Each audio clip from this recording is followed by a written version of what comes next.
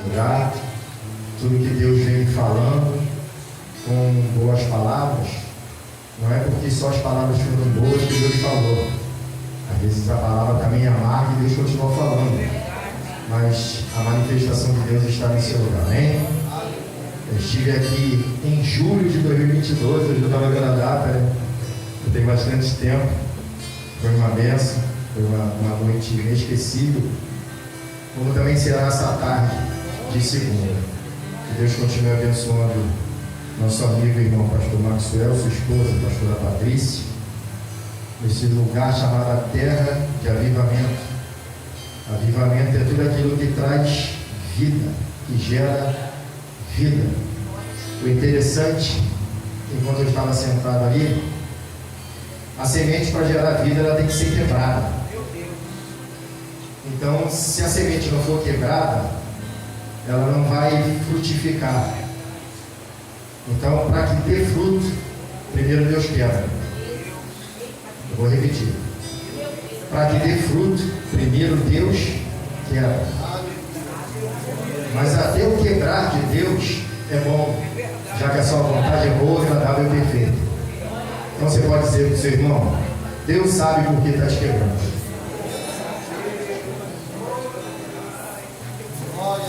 Muito da glória, meu irmão. Mas é para o nosso bem. A semente não é quebrada para morrer, ela é quebrada para gerar. Oh, meu Deus, eu quero entrar, mas está difícil. O interessante é que quando ela, o primeiro processo é ser quebrada, e quando ela é quebrada, ela está enterrada, e enterrada ninguém vê. A gente está sorrindo, a gente está, glória a Deus, está se alegrando, mas só quem plantou sabe que a gente está quebrado. Porque quem está aqui te vê por fora, mas o semeador,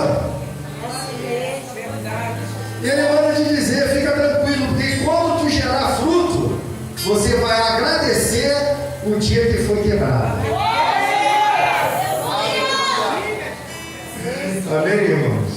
Oh, maravilha. Porque eu já separei essa palavra, senão eu ia falar outra coisa. Pregar outra coisa, mas vai ser isso aqui, amém? É livro do profeta Oséias, irmãos.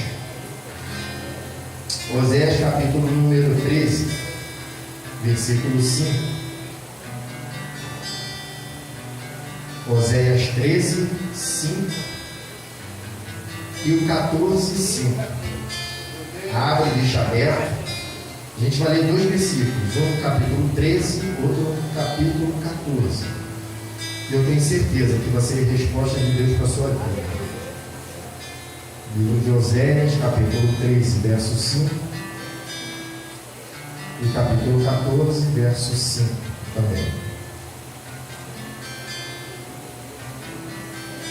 Todos encontraram? Capítulo 13, verso número 5. Eu te conheci no deserto, algumas versões. Eu cuidei de você no deserto, em terra muito seca. Versículo 6. Depois eles se fartaram em proporção do seu pasto, estando fartos, cresceram e ficaram soberbos no seu coração. Por isso se esqueceram de mim. Capítulo 14, verso 5, apenas a parte A. Eu serei para Israel como orvalho. Eu serei para Israel como orvalho. Amém? Tome seu assento, glorificando ao nome do nosso Deus. O livro do profeta Oséias é um livro muito conhecido, porque o capítulo 1 vai revelar bem um paradoxo do noivo fiel que resolveu se casar com a noiva infiel. Esse noivo infiel é Cristo e a noiva infiel era Israel, ao ponto que Deus queria mostrar para a nação de Israel o quanto ele se sentia. E nada melhor do que demonstrar isso quando os seus profetas provam na própria carne como se Deus sente. Geralmente é assim, eu sempre falo, nós somos provados naquilo que a gente fala. Se a gente diz que ama muito, Deus levanta muitos problemas para a gente demonstrar o nosso amor. Se a gente diz que tem muita paciência, Deus, ao invés de dar aquilo que a gente ia receber amanhã, Deus segura mais uns 2 meses para provar aquilo que a gente está falando. Se a gente diz que tem domínio próprio, Deus levanta alguém para pesar nos nossos calos para ver a nossa mansidão. Então a gente é sempre provado naquilo que fala. E Deus, com Deus não é diferente. Deus queria provar a nação de Israel como ele se sentia. Aí vai levantar um homem chamado Oséias e fala para esse homem: se case com uma prostituta e durante o dia passeie com ela de mão dada, e à noite ela vai para o seu trabalho, vai dormir com muitos homens, e no outro dia faça a mesma coisa. Imagina, era Deus querendo mostrar para a nação de Israel como ele estava se sentindo. Uma noiva fiel com alguém, um noivo fiel, perdão, com alguém infiel. Nada mudou nos dias de hoje. Só que o que me chama a atenção é que o próprio Deus, ele vai, a partir do capítulo 13, vai começar a dar uma direção diferente. O que ele vai dizer? Ele vai dizer: olha Israel, eu conheci vocês no deserto, ou seja, eu cuidei de vocês no deserto. O que Deus estava querendo dizer? Quando vocês estavam sem nada, eu era o tudo de vocês. Quando vocês tinham sede, eu era a sua água. Quando vocês tinham fome, eu era o seu pão. Quando vocês tinham muito calor, eu era a nuvem do refrigério. Quando vocês tinham frio, eu era o fogo que iluminava, aquecia e dava direção à noite. Isso que Deus estava lembrando. Basicamente, Deus estava falando para eles e para nós no dia de hoje. Lembra quando você não tinha nada? Lembra quando você não tinha nenhum nome, era chamado pelo apelido? Lembra quando você era uma forrozeira, você um pagodeiro, um dançador, um dançarino de funk? Lembra quando te chamavam de vários nomes, menos de mulher de Deus? Lembra que você falava qualquer coisa, mas menos a palavra de Deus? Então, é que nesse momento eu já te conhecia e nesse momento eu cuidei de você. Deus estava dizendo: eu não esperei você levantar a mão para te dar livramento. Eu te dei livramento para que você levantasse a mão. É mais ou menos isso que Deus estava dizendo. Eu te conheci no deserto. Muitos acham que Deus só vai conhecer a gente quando Deus coloca a gente no deserto, mas a palavra de Deus diz para mim e para você que Ele já te conhece desde antes da fundação do mundo. Ele já te escolheu desde antes da fundação do mundo. Ele já te chamou desde o ventre da sua mãe. Então fique tranquilo, porque Deus não espera o deserto para te conhecer. Deus te coloca no deserto porque Ele te conhece. Então Deus te conhece. No fundo da sua alma, Deus conhece o seu ser. Aquilo que até você desconhece sobre a sua pessoa, Deus conhece. Deus sabe que você está sorrindo, mas por dentro está chorando. Deus sabe como você está se sentindo. Fique tranquilo, Deus sabe de tudo isso. E é o que Deus estava dizendo à nação de Israel. Só que depois, e assim somos nós, de não ficarmos fartos em proporção de baixos, de bens, quando ficamos fartos, nós ficamos orgulhosos. E por ficar orgulhoso, nós nos esquecemos de Deus. Deus está dizendo: vocês não tinham nada, mas quando eu dei algo para vocês, vocês ao invés de se aproximarem de mim, ficaram orgulhosos e se esqueceram de mim. Ainda bem que aqui é assim, né, pastor? Sessão da glória. Bastou Deus dar uma porta aberta, não tem mais saber de Deus. Bastou o salário aumentar, não preciso mais de campanha. Bastou Deus fazer algo diferente, não preciso buscar tanto como eu buscava. Por quê? Porque 90% busca muito, como muito lhe falta. E o que Deus diz antes? Eu te conheci no deserto. Fica tranquilo, que Deus até disso sabe. Só que a misericórdia, a bondade de Deus, a graça é tão maravilhoso que Ele até dá quando a gente não merece. Mas dá, porque Ele é Deus. E não fique você pensando que recebeu porque mereceu. Porque só tem uma coisa na Bíblia que diz que a gente já nasceu merecendo: a perdição e não a salvação. Então Deus sabe nos colocar no lugar certo. Então o que serve o deserto, pastor? Para ver sua atitude quando tem muito ou quando tem pouco. Muitos se perdem, pastor Maxwell, quando tem pouco. E muitos se perdem quando tem muito. Por isso que Paulo escreve aos Filipenses, capítulo 4, a partir do versículo 10. Ele diz: eu sei me contentar com aquilo que tenho. Paulo na hora não tinha nada, a não ser uma prisão e açoite. Paulo está dizendo: eu estou contente com o que tenho, sem ter muito, sem ter pouco, estou instruído na palavra. Paulo está dizendo: independente do que eu esteja passando, eu sei que o Senhor está no controle da situação. Paulo está dizendo: eu não vim parar na prisão porque eu estava fazendo a coisa errada, eu vim parar na prisão porque ele está fazendo a coisa certa. Ou você está achando que os 3 jovens foram jogados na fornalha porque estavam em desobediência? Deixa eu te falar uma coisa: obediência às vezes nos coloca no lugar onde nós não queremos estar. Paulo foi preso porque estava fazendo a coisa certa. Os 3 jovens pararam na fornalha porque estavam fazendo a coisa certa. Moisés parou no deserto porque estava fazendo a coisa certa. Jeremias foi lançado no calabouço porque estava fazendo a coisa certa. Então não pense que obedecer, fazer a coisa certa, vai te levar para lugares maravilhosos. Não, o propósito de Cristo levou ele para a cruz. Então não espere obedecer e ter uma vida de rosas, uma vida de holofote, não. Obediência vai te levar a lugares terríveis. É por isso que quanto mais tu chega perto do propósito, menos pessoas chegam contigo. Interessante, meu Deus, já veio um jovem na minha cabeça. Interessante que os jovens são lançados na fornalha porque não quiseram se curvar. E por não se curvar, imagina uma multidão, pastor. Imagina famosos, governadores, gente de boa fama na Babilônia, aquela festa para inaugurar a estátua de 30 metros de Nabucodonosor. Imagina, pastor. A maioria se curva quando escuta o som do instrumento da Babilônia, mas 3 ficam de pé. O interessante é que a maioria se curva, só 3 ficam de pé. Só que esses 3, que é a minoria que ficam de pé, permanecem na postura.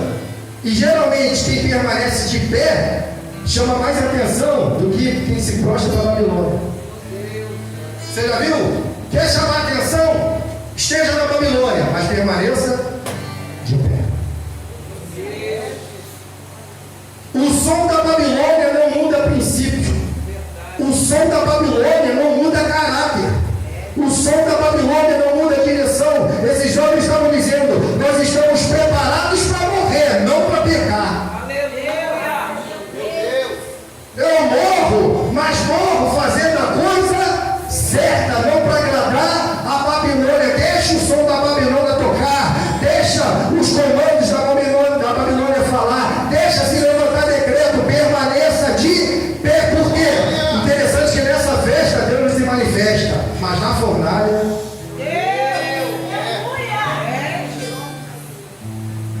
quem olhava parecia que o Deus deles não estava vendo. Cadê Deus?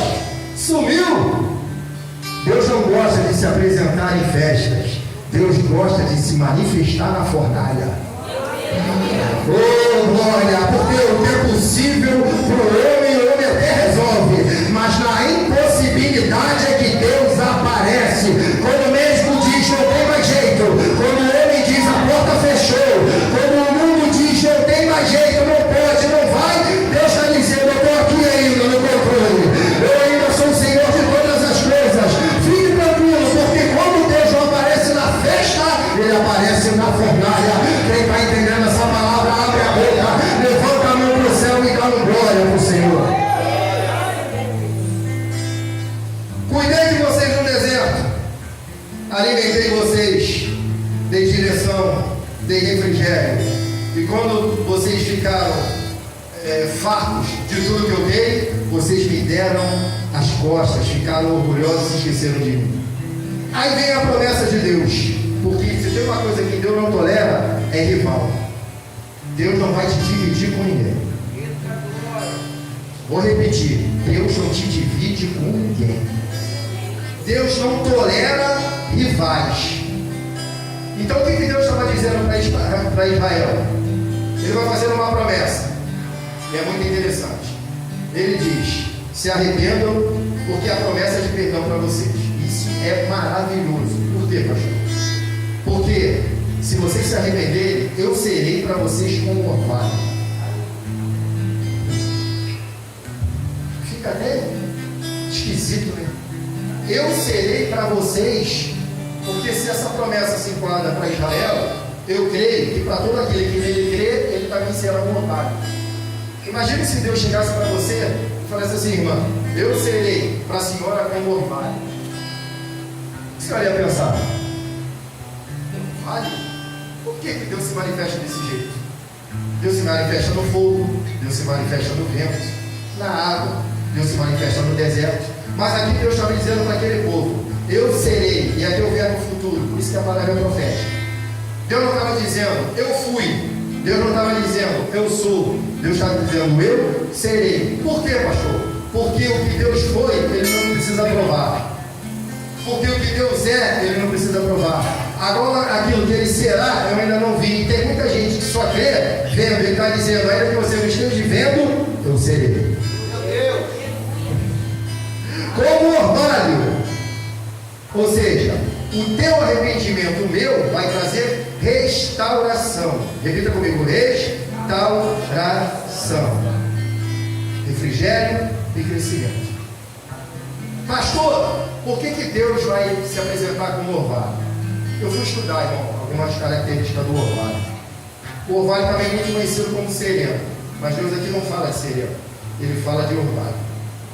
A primeira coisa que eu aprendi é que o orvalho não é visto enquanto desce. Alguém consegue ver o orvalho?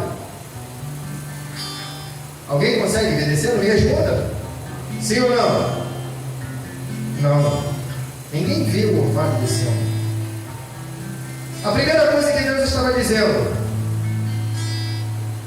para atuar na tua vida, eu não preciso ser visto.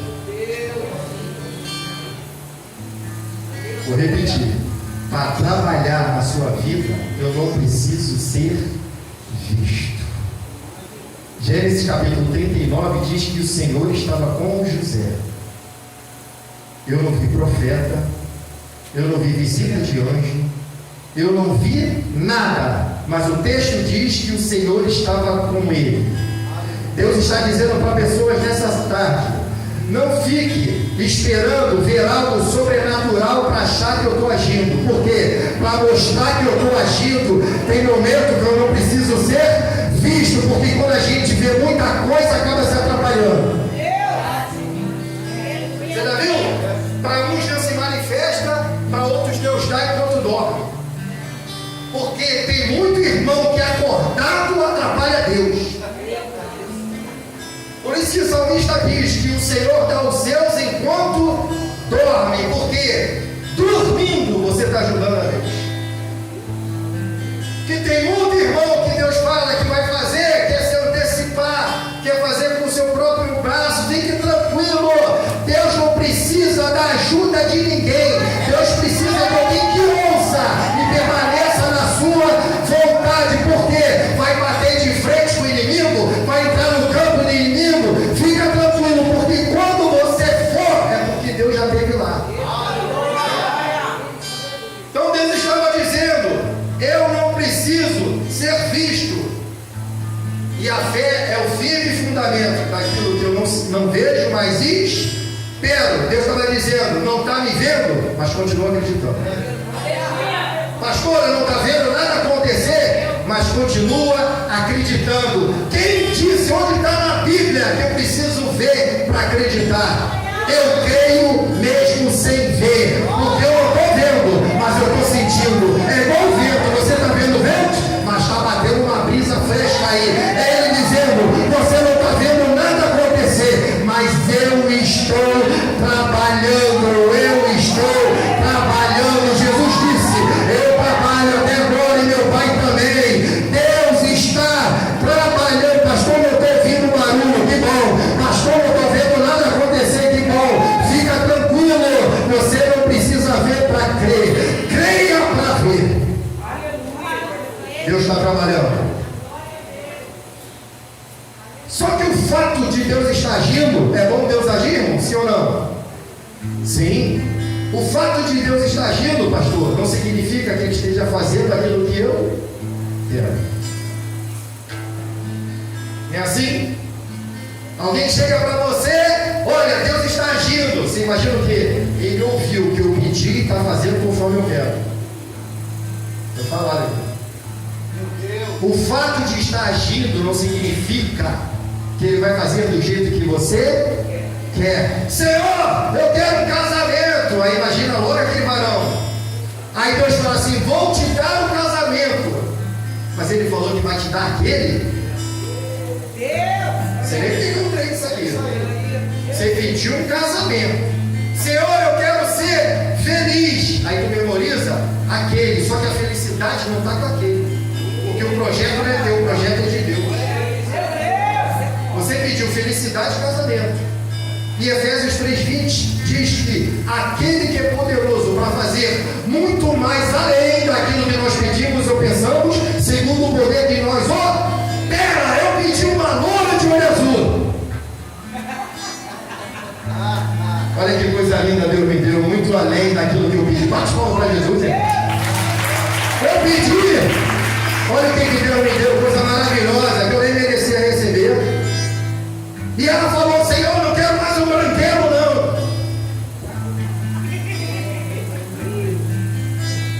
Fica tranquilo, irmão, porque se não está acontecendo do jeito que você pediu, vai acontecer justamente como Ele planejou, porque a vontade dEle é boa, agradável e perfeita. Oh, glória! Ele diz a Isaías, os meus pensamentos são maiores que os vossos pensamentos, e os meus caminhos maiores que os seus. Deus está falando com pessoa. Pega o teu projeto, rasga e sai daqui hoje com o projeto dele. Meu Deus do céu! Glória! Até quando vai tentar medir força com Deus? Você não vai ganhar. Vive o que Deus preparou para você. O problema é que eu quero algo profundo, pastora, buscando no raso. Quer pegar o que Deus tem para você no profundo, buscando no raso? Deus está falando com pessoas. Mergulha, mas não quero me aprofundar. Mergulha. Oh, glória. O orvalho não é visto enquanto desce. Estou vendo nada acontecer. E a gente bate nos outros irmãos, né? Que precisa de imagem para ver, mas a gente faz pior. Eu preciso ver para crer. Segue Jesus, anda com Ele, mas tem que ver a marquinha na mão. A gente anda pautado pela palavra. Se Ele falou que vai fazer, Ele vai fazer. Se Ele falou que vai buscar, Ele vai buscar. Se Ele falou que vai voltar e buscar a sua igreja, Ele vai buscar. Se Ele falou que vai te dar, vai te dar. Se Ele falou que vai libertar, vai libertar. Se vai transformar, vai transformar. Só espera e aguarda o tempo de Deus. Por quê, pastor? Porque a palavra de Deus não volta vazia, sem antes lhe fazer aquilo que lhe apraz. Pastor, ainda não aconteceu, tudo bem, mas já desceu. E ela não volta enquanto não der resultado. Oh, meu Deus, pega essa, levanta a mão. Você que tem promessa, Deus está dizendo, não desanima não. Por quê? Porque no tempo determinado por Deus acontece. Recebe a palavra hoje, que é amanhã. Tu planta hoje para colher amanhã? Você planta hoje para colher amanhã? Nunca.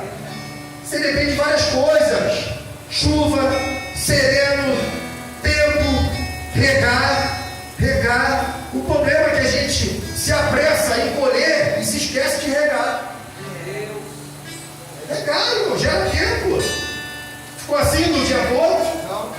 Que bom que seria, né? Acho, né? Plantou hoje, jogou água.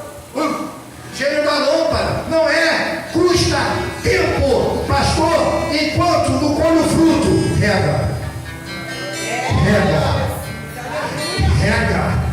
Mas tem dia que eu tenho vontade de matar, tá? Mas rega. Tem dia que eu tenho vontade de mandar embora, mas rega. Tem dia que eu não tenho força. Mas quem disse que a força é tua? A força é dele, rega. Tem dia que eu não aguento, ele sustenta. dia carrega.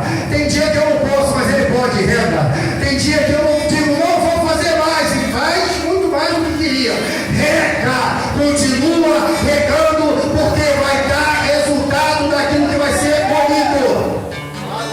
Oh, glória!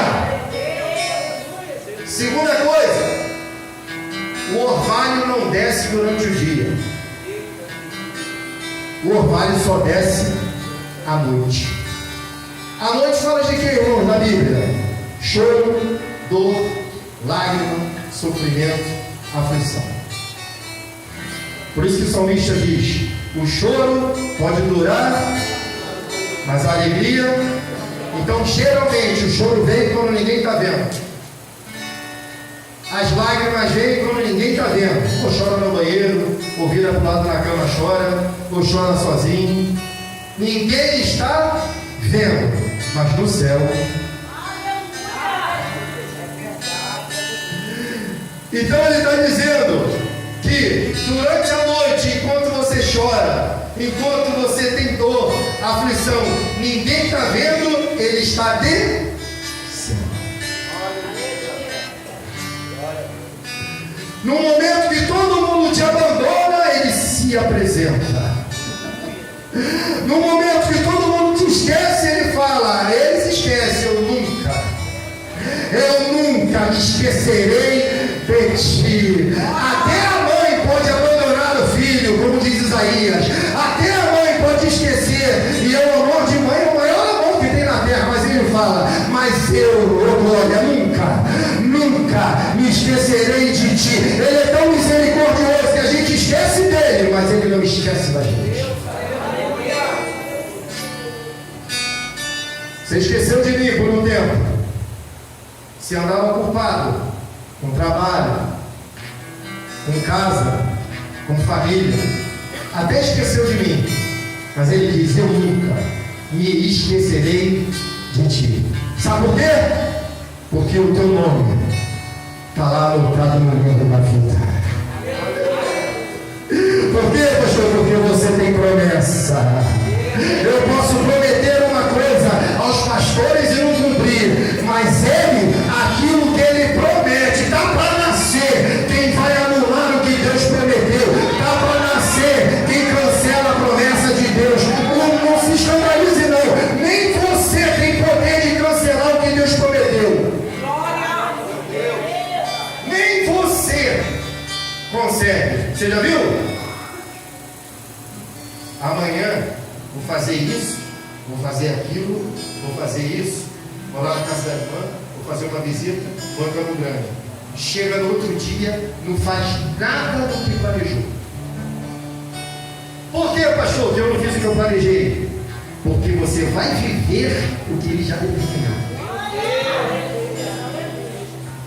Vou fazer isso, vou acordar a tal hora, vou fazer isso, faz nada. Vou fazer, vai fazer se ele quiser. O salmista diz: eu me deitei e dormi, acordei porque o Senhor me sustentou. Porque eu posso dormir e não acordar. Então nem acordar depende de mim. Pegou? Ah, mas o despertador, não, o despertador te acorda, vai te colocar de pé. O despertador acorda. Aí o que você faz? Você levanta? Não, você dá uma mãozada nele, porque já programou mais 5 minutos. Né, filha? Mais 10 minutos, mais 15, mais 20. Aí no último toque você levanta. Só que quando você levanta, já acordou todo mundo, que não tinha nada a ver com isso. É assim? A gente até desperta, o mundo até desperta, mas nos colocar de pé só tem um. Te colocar de pé só tem um. É por isso que ele leva, pastor, e traz. É por isso que ele aproxima, ele afasta. É por isso que ele abre e fecha. É por isso que ele faz o que quer, porque dele, por ele e para ele são todas as coisas. São glória. Segunda lição. Durante a noite ele chega. Primeira lição: ele não é visto, mas está trabalhando.